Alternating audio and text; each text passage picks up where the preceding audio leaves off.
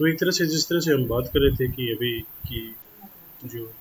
भारत की सामाजिक व्यवस्था थी वो इतनी ज़्यादा उस समय पर स्टेगनेंट हो चुकी थी, जिसका फायदा एक तरह से ब्रिटिश व्यवस्था उठाना चाहती है। और ये फिर हम जब बात करते हैं एक तरह से यूरोपीय जो व्यवस्था की अगर बात करते हैं, और जब से आधुनिक काल स्टार्ट हुआ है या फिर हम कह सकते हैं पुनर्जागरण की भावना स्थापित हुई और तर्क का जब प्रभुत्व स्थापित हुआ यूरोप में, उससे फिर नए विचार भी हमें देखने को मिलते हैं। जैसे जो रूढ़िवादिता थी वो खत्म समाप्त हो जाती है, नए विचार आते हैं। और जहाँ पर अगर हम पुनर्जागरण की बात करें तो मानव की, कहते हैं कि मानव की सत्ता की स्थापना होती है, या फिर हम कह सकते हैं कि मानव का जो जीवन था उसकी कीमत अब हमें देखने मिलती है, यानी अब वो कीमती जीवन है। उससे पहले ये था कि मैं मानव का जो जीवन है वो उसी को वैल्यू नहीं होती थी, या फिर एक तरह से जो जिस तरह का धार्मिक ढर्रा वहाँ पे चल रहा था वैसा ही एक तरह से मतलब अमूल्य व्यवस्था या फिर मूल्यहीन व्यवस्था हमें देखने को मिलती है मानव समाज के लिए। मगर पुनर्जागरण के बाद से उस व्यवस्था में बदलाव होता है और एक तरह से मानव का कहते हैं कि एक तरह से जितनी भी गतिविधियाँ आती हैं उनका केंद्र बिंदु मानव बन जाता है। मगर ये भी बड़ी विडंबना थी भारत की कि जो लोग अपने देश में समानता स्वतंत्रता की बात करते थे, मगर भारत में आकर वो लोग यहाँ पर गुलामी की बात करते हैं। और यहाँ पर एक तरह से ये दिखाते हैं कि जैसे Indians and dogs are not allowed in the restaurants, जो क्लब्स थे वहाँ पर, जो ब्रिटेन के थे, ब्रिटिश जो क्लब भारत में थे, या फिर जो व्यवस्थाएं थी ब्रिटेन की जो द्वारा स्थापित थी, वहाँ पर इनकी एंट्री नहीं होती। तो वहाँ पर ये तरह से नस्लवादी भेदभाव भाव दिखाई पड़ता है, वहाँ पर तरक दिखाई नहीं पड़ता है। मगर उसके बावजूद भी हम कहते हैं मतलब भारत में जो बहुत सारी जो व्यवस्था दिखाई पड़ती है, या फिर भारत की जितनी भी गतिविधियां थी उनकी ये लोग बुराई करते हैं, चाहे वो राजनीतिक बुराई करते हैं, अर्थव्यवस्था की बात करते हैं, या फिर एक तरह से सामाजिक व्यवस्था की या फिर धार्मिक जो व्यवस्था बाद में थी उसकी कमियां निकालते हैं, तो उसके पीछे एक ही रीजन था कि ये लोग भारत में जो ब्रिटिश सत्ता है उसको लंबे समय तक स्थापित करने की बात करते हैं, यानी एक अंत काल तक वो चीज़ चलती रहे, इसलिए उसको ये लोग वैसी बात कर रहे हैं। और भारत का जिस तरह का परिवेश था उन्होंने इस बात को एक तरह से मजबूती दी, इनके तरफ को मजबूती दी, क्योंकि उसमें भारतीय जो समाज था उसमें काफ़ी बुराइयाँ थी। अगर विमेन की बात करें तो जीवन के जितने भी स्टेजेस थे विमेन के, हर जगह उसका भेदभाव होता था। और हर प्रकार से हम कह सकते हैं कि जो महिलाएं थी उस समय की, जो सबसे बड़ा जो कहते हैं ना कि मतलब पिछड़ेपन का जो व्यवस्था में देखने को मिलती, महिलाओं को देखने को मिलती है उनके समाज में, चाहे घर या बाहर, उन्हें मतलब हर प्रकार की जो कहते हैं ना कि डिसएडवांटेजमेंट, या फिर हम कह सकते हैं कि मतलब उनको फ़ायदा अपनी पोजीशन का नहीं मिलता है। एजुकेशन की अगर हम बात करें तो अगर हाँ इसके साथ महिलाओं की अगर हम बात करें तो महिलाओं को अगर उनको अपना जो कहते हैं ना कि मतलब अपना स्टेटस अगर इम्प्रूव करना है तो उसके भी उनके पास नहीं देखने को मिलते हैं, यानी कोई मौका या अवसर हमें दिखाई नहीं पड़ता कि जहाँ से वो लोग अपना स्टेटस को इम्प्रूव कर सकते हैं। और इसके बाद फिर हम कह सकते हैं कि जो एजुकेशन थी, एजुकेशन कुछ लोगों के पास थी, यहाँ पे लोगों की बात की गई है, महिलाओं की बात नहीं की गई, यानी कुछ कुछ व्यक्तियों के या कुछ मनुष्य या फिर जो आदमी थे उन्हीं के पास उसका, वो भी फिर जो अपर कास्ट जो लोग थे उनके ऊपर भी एक तरह से, यानी वही लोग एजुकेटेड हो सकते थे। और फिर इसके साथ साथ फिर जब हम अगर वैदिक व्यवस्था के हिसाब से बात करते हैं, यानी वर्ण व्यवस्था के हिसाब से बात करते हैं, तो वैदिक जो व्यवस्था थी उसमें ब्राह्मण्स का जो सबसे बड़ा रोल हमें देखने को मिलता है, वो चीज़ हमें देखने को मिलती है यहाँ पर। और जितने भी वेद या फिर जितने भी भारत का पौराणिक साहित्य था, पुरातन साहित्य था, सारा संस्कृत भाषा में लिखा गया अधिकतर। तो उसकी जो, यानी कह सकते हैं कि मतलब जैसे अगर हम इसको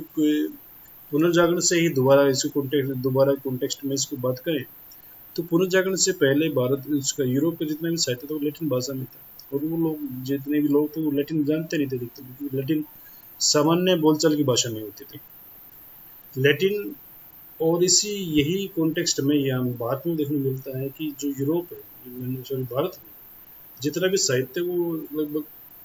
एक तरह से संस्कृत भाषा में लिखा गया, और वो आम बोलचाल की भाषा है नहीं। तो जो जितना भी वैदिक यानी कॉर्पस था, जितना भी वो सारा एक तरह से मतलब उसके ऊपर जो ज्ञान था सारा एकाधिकार के अंदर था, उसका कोई ज़्यादा उपयोग किसी को मिल नहीं पाया था। और इसके साथ साथ बहुत सारे जितने भी रिचुअल्स होते थे वो सारे बहुत ज़्यादा खर्चीले भी थे, और फिर अनेक प्रकार की बलि व्यवस्थाएं हमें देखने को मिलती हैं। और इसके साथ साथ फिर चाहे वो जन्म हो या मृत्यु हो, सब जगह मतलब जो कहते हैं कि मतलब भाई एक जो पिछली क्लास थी, यानी जो एक तरह से जो ब्राह्मण वर्ग था, उसकी सर्वोच्चता हर जगह दिखाई पड़ती है। जिस प्रकार से वो कहते हैं वैसा ही एक तरह से हमें देखने को मिलता है। और इसके साथ साथ फिर जैसे अभी हमने जो डिप्रेस क्लासेस मूवमेंट की बात की थी, तो डिप्रेस क्लासेस मूवमेंट की जब हम बात करते हैं, तो जितना ही अभी तक हमने ये जो बाधाएं दिखाई हैं, बाधाएं जो हमने जानी है अभी तक, जितने प्रकार की चाहे महिलाओं के बारे में थी या फिर एजुकेशन के बारे में थी, उससे एक जो बड़ा रोल हमें देखने को मिलता है वो वैसा रोल था कि अगर डिप्रेस क्लासेस की बात करते हैं तो डिप्रेस क्लासेस को तो मानव ही नहीं माना गया। ये सबसे बड़ी जो हम बात करते हैं, एक तरह से जो जिसकी हम कहते हैं कि मतलब भाई आदमी को पहले अगर आदमी नहीं मानते हो तो फिर उसका तो अस्तित्व खत्म। और जिस प्रकार का एक तरह से हम जो अंग्रेज अगर भारतीयों के साथ कर रहे थे बर्ताव, यानी Indians and dogs are not allowed in the, चाहे वो रेस्टोरेंट थे चाहे क्लब्स थे कुछ भी थे जहाँ पर ब्रिटेन के लोग रहते थे भारतीय, तो वैसा ही हमें मतलब जो जो स्वरूप है, अंग्रेज तो भारत के साथ भारतीयों के साथ पिछले लगभग 1757 के बाद से करने लगे थे। यानी 1757 से लेकर अगर हम 1850 या 1900 तक की बात करें तो लगभग 150 सालों की बात है। मगर जब अनटचेबल्स की बात करते हैं तो उनका तो मतलब हजारों सदियों से ऐसा बर्ताव उनके साथ होता है कि अब लोग उसको ट्रेडिशन मानने लगे थे, और वो स्वयं से ही उसको जितने रूल जो बनाए गए थे, हालांकि सारे रूल उनके खिलाफ थे मगर उनका पालन करते थे, कोशिश करते थे कि मतलब बिना बात की मारपिटाई ना हो। तो ये भी एक बड़ा जो बाधा थी उस समय की सोसाइटी की, वो भी देखने को मिलती है, जिसको ब्रिटिश के आने से पहले एक तरह से हम देखते हैं कि मतलब भारतीय समाज था एक ऐसा पिछड़ेपन की अवस्था में था जहाँ पर हम कह सकते हैं कि तमाम बुराइयां हमें देखने को मिलती हैं। अब हम बात करेंगे कि ब्रिटिश शासन अगर भारत में स्थापित हुआ तो उसके बाद क्या सोसाइटी में क्या बदलाव हुआ है, कल्चर्स में क्या बदलाव हुआ है, और फिर एक तरह से जो सबसे बड़ी जो चीज़ हम कहते हैं कि जो ब्रिटिश भारत में आए तो वो अपने साथ कुछ नए वैल्यूज़ लेके आए थे। हालांकि इन वैल्यूज़ का जो इंट्रोडक्शन होता है वो इंग्लिश एजुकेशन के बाद से होता है, उससे पहले नहीं होता है। उससे पहले जो होता है उसमें जो मिशनरी सोसाइटीज़ थी वो अपना जो रोल अदा करती हैं उसमें वो चीज़ हमें देखने को मिलती है। यानी जब सबसे पहले जो अटैक्स अटैक्स भारतीय जो सोसाइटी थी उसके ऊपर हुए, धर्म के साथ सोसाइटी के ऊपर भी, वो जो क्रिश्चियन मिशनरीज थी उनके माध्यम से होते हैं, और उनका एक ही मोटिव था कि भारत में अधिक से अधिक एक तरह से मतलब जो लोगों को क्रिश्चियन बनाना था। उसके लिए उन्होंने भारतीय समाज और धर्म की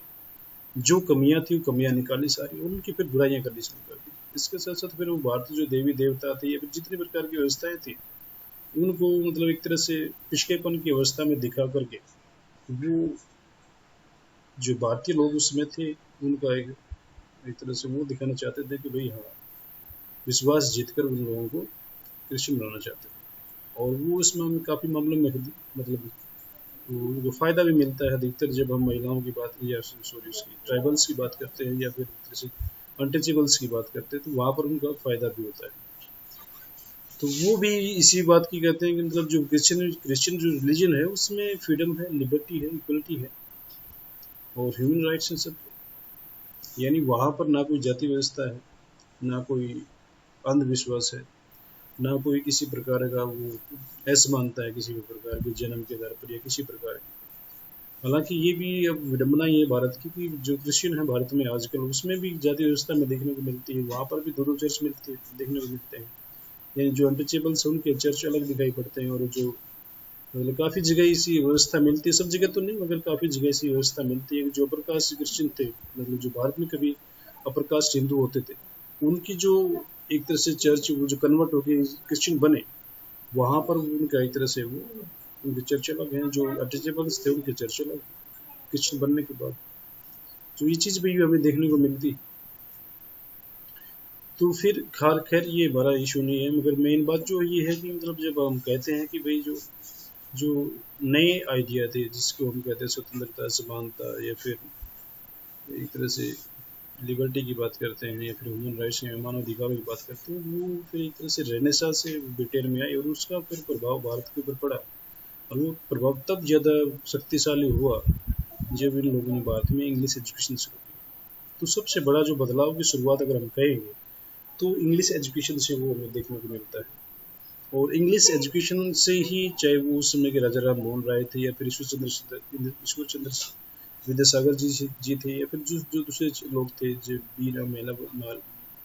मालवाड़ी थे, वो लोग सारे इसी प्रकार की जो व्यवस्था थी उससे आगे बढ़ते हैं और फिर भारत में बदलाव की बात करते हैं। और जो ये खासकर जब हम लिबर्टी, इक्वलिटी की बात करते हैं या फिर फ्रीडम की बात करते हैं, तो ये इतने आकर्षक विचार थे जो उसमें भारत की जो बड़ी सोसाइटी के जो बड़े बड़े लोग थे उनको बड़े आकर्षक लगते, और वो आकर्षक उनके खुद के इंटरेस्ट में लगते हैं। ये भी एक विडम्बना रहती है कि इसमें जितने भी अगर हम जो 19वीं सेंचुरी के जो रिफॉर्म मूवमेंट्स देखते हैं, वो मतलब बदलाव तो चाहते हैं मगर बदलाव वो चाहते हैं खुद के परिवेश में, खुद की सोसाइटी का स्ट्रक्चर में। उस बदलाव का बड़ा जो कहते हैं कि बड़ा जो एस्पेक्ट है वो वहाँ तक वो नहीं जा पाते। तो इसकी हम आगे भी चर्चा करेंगे, अभी यहीं तक हम इसको देखते हैं कि एक तरह से जो जो आइडियाज थे मैंने अपील किया है उस सोसाइटी के जो बड़े लोग थे, तो भारत में एक तरह से एक रिफॉर्म मूवमेंट की शुरुआत होती है जिसमें राजा राम मोहन राय थे, सर सैयद अहमद खान थे, मुनसफ अली जैसे लोग थे, पंडित रमाबाई जो आगे चलकर बड़ी सुधारक बनते, महिलाओं के जो एक तरह से जो हमें देखने को मिलते हैं। एक मिनट होल्ड करना पड़ता है,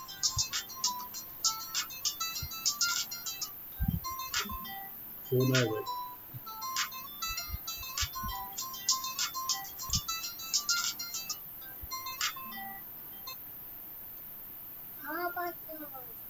हेलो हेलो, हाँ भाई आ जाओ, घर का तो पता हो आपको। ये जो इसके पास जाते हैं ना, शहीद भगत सिंह चौक से पहले 2-3 दुकानें हैं, एक लाठी किराना स्टोर है, एक वो इलेक्ट्रिसिटी वाली दुकान है, उसके जो लाठी किराना स्टोर उससे बैक साइड में दूसरा मकान हुआ है उसके साथ वाली गली में। हाँ हाँ हाँ, यही मकान छोड़ो। ठीक ठीक, ले नहीं लेंगे। हाँ, अगर कोड पूछूं तो कोड आ रहा है इसका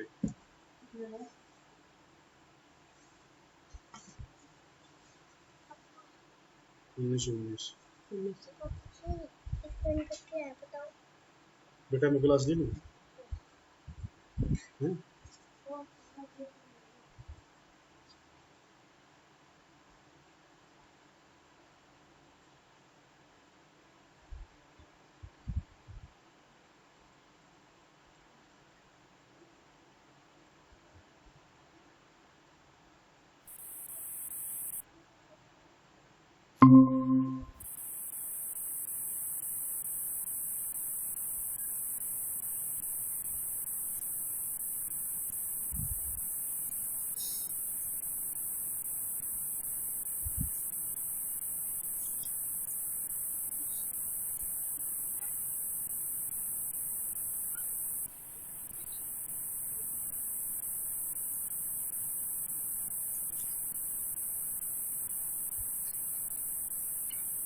तो जिस तरह से हम अभी बात कर रहे थे कि इंग्लिश एजुकेशन से, उसके बाद फिर एक ऐसा वर्ग सामने आता है जो बहुत सारे बदलाव की बात करता है, चाहे उसमें राजा राम मोहन राय थे, सर सैयद अहमद खान थे, अन्ना असफ अली, पुनीत रमाबाई, जिसके बारे में एक तरह से उन्होंने महिलाओं के अधिकारों की खूब वकालत की और उसको आगे बढ़ाने की भी बात करते हैं।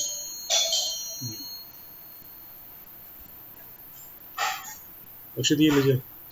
सैनिटाइजर लेके जा, सैनिटाइजर ले जा बाहर।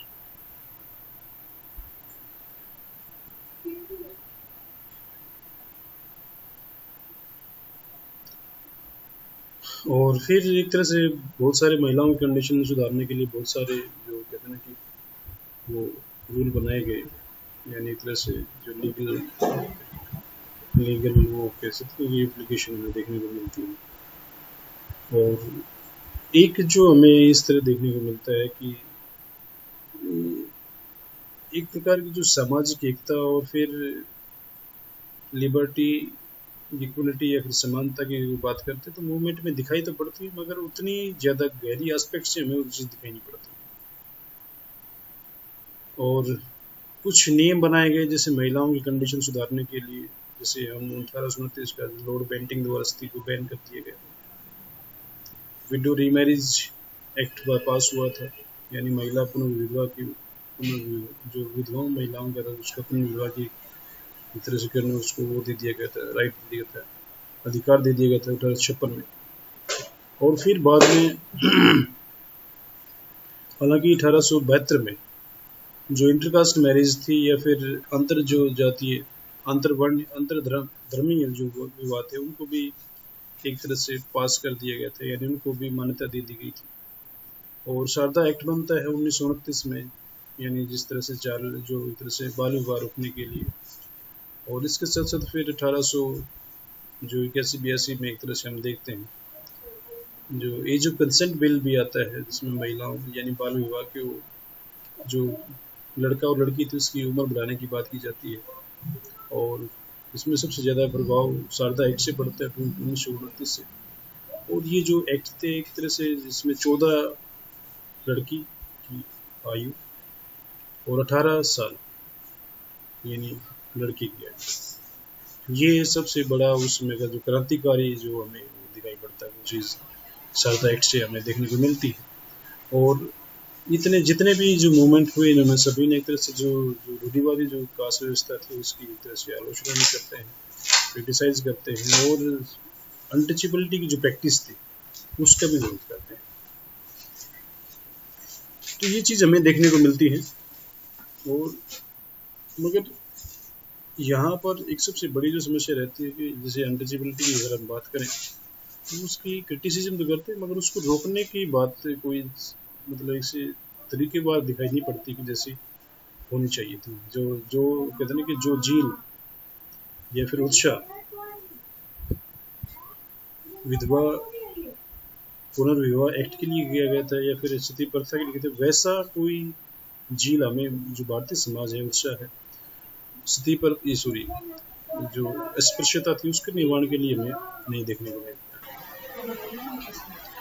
और इसके बाद फिर हम जैसे हम कह सकते हैं कि जो बहुत सारे जो इंडिविजुअल थे या रिफॉर्म सोसाइटीज़ थी उन्होंने रिलीजियस ऑर्गेनाइजेशन बनाए, और फिर इसके साथ से हम कह सकते हैं कि जो नेशनल मूवमेंट था उसमें इनकी भागीदारी हमें देखने को मिलती है। और जब से इंग्लिश एजुकेशन हमें दिखाई पड़ी उसके बाद महिलाओं की एजुकेशन भी सुधरती है, और फिर बहुत सारी महिलाएं हमें देखने को मिलती है जिन्होंने एक तरह से जो नेशनल मूवमेंट था उसमें बहुत बड़ी भूमिका निभाई। और फिर वो आर्मी के अंदर भी जाती है, जैसे कैप्टन लक्ष्मी सहगल थे जो INA की थी, कैप्टन के पोस्ट तक पहुंचती हैं। और इसके बाद सरोजिनी नायडू जैसी महिलाएं थी, एनी बेसेंट थी, अन्ना सफल थी, और बहुत सारी महिलाएं थी जिन्होंने, जैसे दुर्गा भारती का भी नाम आता है जब हम उसकी बात करते हैं, तो क्रांतिकारी मूवमेंट की बात करते हैं, तो बहुत सारी महिलाएं थी जो अब विभाजन की जो एक भागीदारी दिखाई पड़ती है, सामाजिक भागीदारी दिखाई पड़ती है, वो सामाजिक भागीदारी से भी आगे निकल कर वो राजनीतिक जो सत्ता थी या फिर राजनीतिक जो मूवमेंट था उसमें भी उनका हस्तक्षेप भी दिखाई पड़ता है। तो एक तरह से बहुत बड़ा इम्पैक्ट हमें जो जो ब्रिटिश शासन है उसका देखने को मिलता है। अगर ये कंडीशन अगर ब्रिटिश व्यवस्था भारत में नहीं होती तो शायद ये कंडीशन नहीं हो पाती कभी भी। और इसके लिए हम गांधी का भी काफ़ी कॉन्ट्रीब्यूशन देते हैं कि उन्होंने महिलाओं को एक तरह से जो उसमें का जो कहते हैं मास मूवमेंट की जो अवधारणा दिखाई पड़ी तो महिलाओं ने काफ़ी उसमें, हालांकि जो गर्म दल का जो मूवमेंट थे जिस तरह से हम कहते हैं कि जो जो एक तरह से खासकर जब बंगाल विभाजन की बात करते हैं तो उसमें भी बहुत सारी जो बड़ी बड़ी चीज़ें, यानी जैसे महिलाओं द्वारा धरना प्रदर्शन की बात करते हैं, या फिर हम इसके अलावा जो सूर्य सेन की बात करते हैं बंगाल में जो चिटगांव में जो एक तरह से क्रांतिकारी जो संगठन था उसकी बात करते हैं, तो ये जो वहाँ पर भी बहुत सारी महिलाएं क्रांतिकारी थी जिन्होंने अनेक जो अंग्रेज अधिकारी थे उनकी हत्याएं तक की वो कड़ी प्रशिक्षण भी लेती हैं। तो अब एक ज़माना ऐसा आ चुका था कि जहाँ पर महिलाओं की मतलब ऐसी कंडीशन नहीं थी जैसी कि ब्रिटिश आने से पहले थी, यानी एक बदलाव की भूमिका हमें देखने को मिलती है एक तरह से। इसके साथ साथ फिर हम कह सकते हैं कि मतलब भाई जो ब्रिटिश की जो सोशल और कल्चरल पॉलिसी थी एक तरह से, जिसका हम पहले ही बात कर चुके, जो सोशल पॉलिसी की जब हमने शुरुआत में बात की थी सेक्शन जो शायद यूनिट फर्स्ट की या सेकंड यूनिट में था, ब्रिटिश सोशल पॉलिसी की जब हम बात करते हैं तो वो एक तरह से बड़ा ही, एक तरह से हम कह सकते हैं जो ब्रिटिश शासन था उसके लिए तो वो फायदे की मंद व्यवस्था साबित रहती है। भारतीय समाज एक ऐसा समाज था जो असंगठित समाज था, विभाजित समाज था, और उसका ब्रिटिश शासन ने एक तरह से अपने फायदे के लिए पुरजोर उसका एक तरह से हम कह सकते हैं कि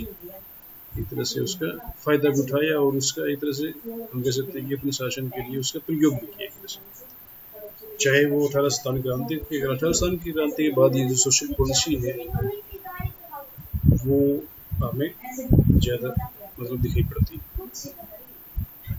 तो आज यही तक करते हैं हम, जो महिलाओं की कंडीशन तक सुधारने की बात करते हैं, उसके बाद फिर इसका इम्पैक्ट का अगला हिस्सा फिर कल करेंगे।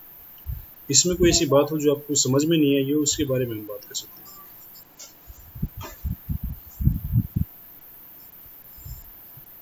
हाँ मैं बताओ। आगे सर। मोनिका, ज्योति,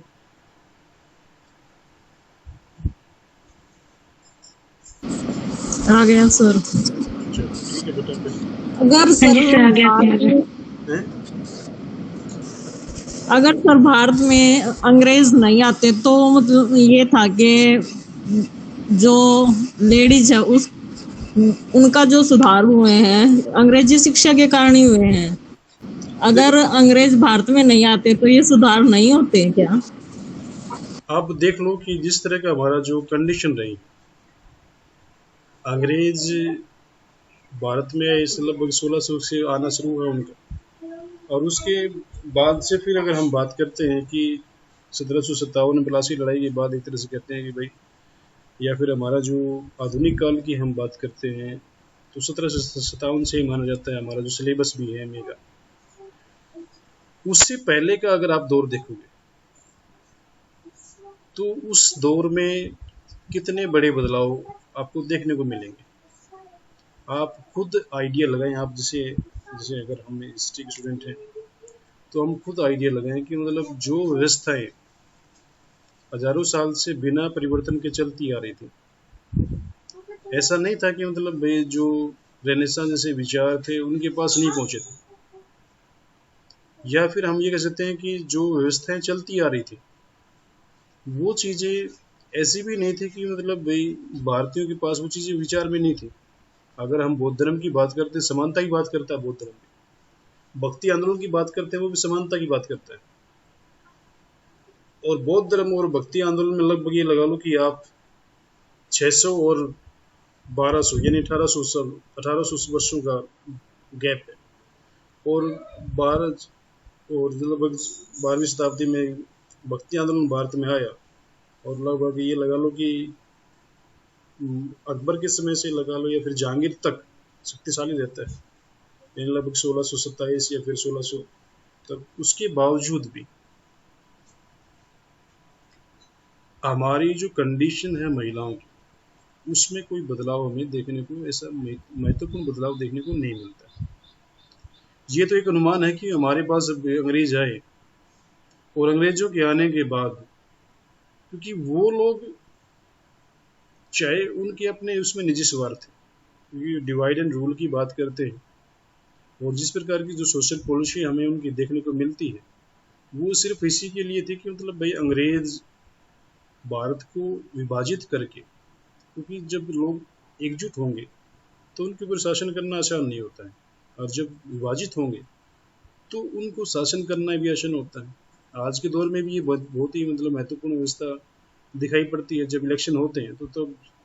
मतलब भाई किसी के वोट काटने हो तो वहाँ पे वोट डाल देते हैं,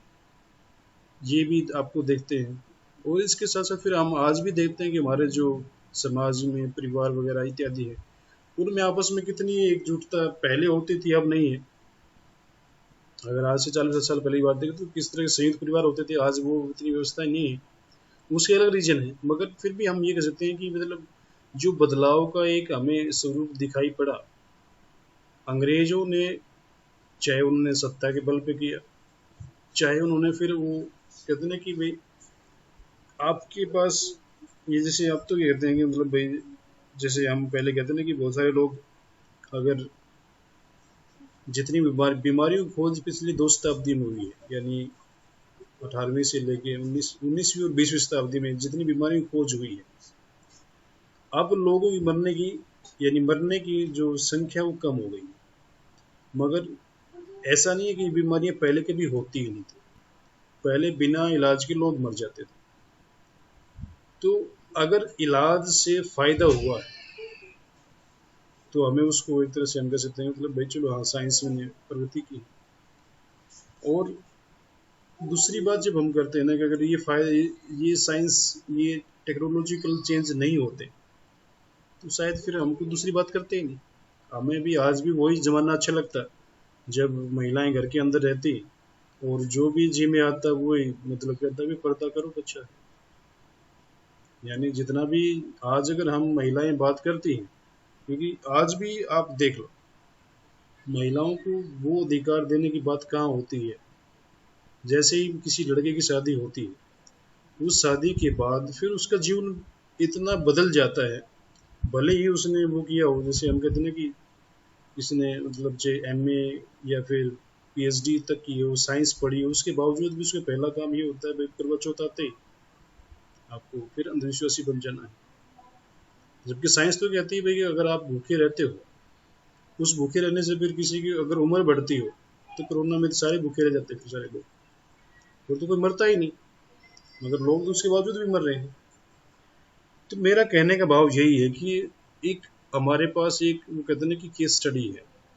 इंग्लिश एजुकेशन आने के बाद समाज में बदलाव की बात करते हैं, उससे पहले नहीं करते हैं। और इसकी ये भी बात है कि मतलब ये बात हमारे साहित्य में थी या नहीं थी, वो भी बात नहीं है। हमारे साहित्य में सारी बातें थी, मगर उनको इतने आग्रही स्तर पर लागू करने की बात नहीं होती। तो अंग्रेजों के आने का फायदा तो हुआ ही, नुकसान भी बहुत सारे हैं। अगर भारत के जितने संसाधन थे उनकी उन्होंने लूट मचाई, इससे बड़ा नुकसान भारत के लिए कुछ हो ही सकता है। और वो लूट आज भी जारी है किसी न किसी तरीके से। तो फायदा तो हुआ है निसंदेह, इसमें कोई डाउट नहीं कि अगर अंग्रेज नहीं आते तो शायद आज भी भारत में कहीं ना कहीं फिर वही व्यवस्था होती, कोई राजा होता, कोई प्रजा होती। और राजा और प्रजा में जो अधिकार होते हैं वो अधिकार नहीं, वो राजा के द्वारा दिए गए, वो कहते हैं ना कि कृपया भाव होते हैं। तो उसको ठीक लगा तो उसने दे दिया दान, 2-4 अधिकार दे दिए।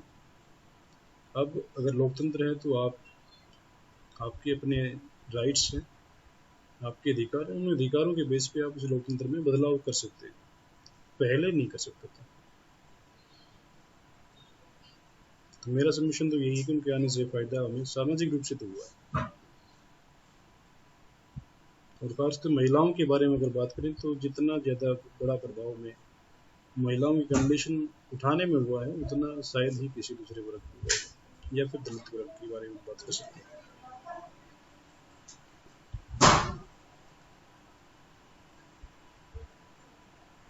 आया सुनने कि नहीं आया? आ गया सर। ठीक है भाई, फिर कल मिलते हैं फिर।